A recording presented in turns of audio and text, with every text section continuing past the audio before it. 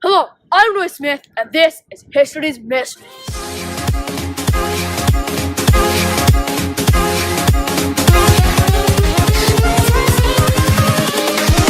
Here we go.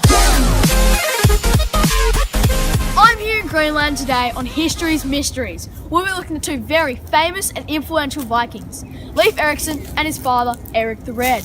On today's episode, we will have two very knowledgeable university professors, Magnus Magnusson and Sven Thorgensen, telling us about these two fascinating... After Eric's dad, Thorvald Albertson, was exiled from Norway, him and his family fled to Iceland. This is where Eric could get married and have three of his sons, one of whom, Leif Erikson. After they arrived, they saw a glimpse of land in the distance. A few years later, Eric set sail for the land and stumbled upon what is now known as Greenland. After Eric returned back to Iceland, he spread the word about the sublime land, telling everybody about its Greenlands, giving it the name Greenlands.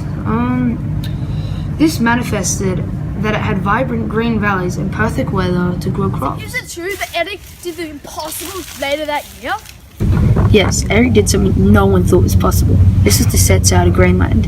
He sent out around 25 ships with a combined total of 1,000 people. Unfortunately, half of the ships sank in the harsh weather, meaning that only half of the amount of sailors meant to make it arrived. On these ships were materials and basic needs to start the colonies for the Viking settlements.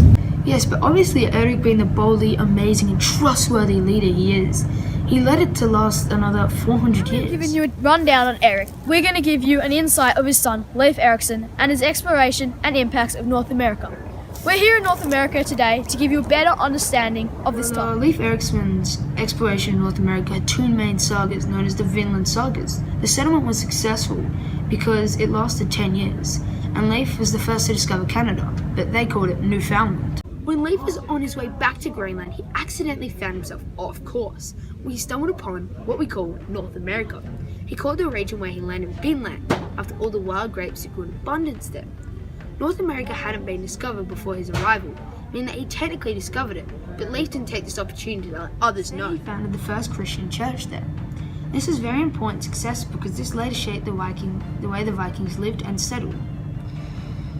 During the 10-year period, Leif and his cohorts were there and they moved around a lot, getting a sense of what North America is like.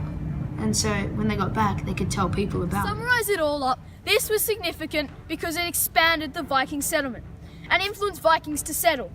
Without Eric and Leif, they would have never been where they got to and had opportunities to have such a vast amount of land for the settlement to colonize on. And with Eric being the excellent leader he was, he led the colonies for another 400 years. I'm Roy Smith, and this has been History's Mysteries.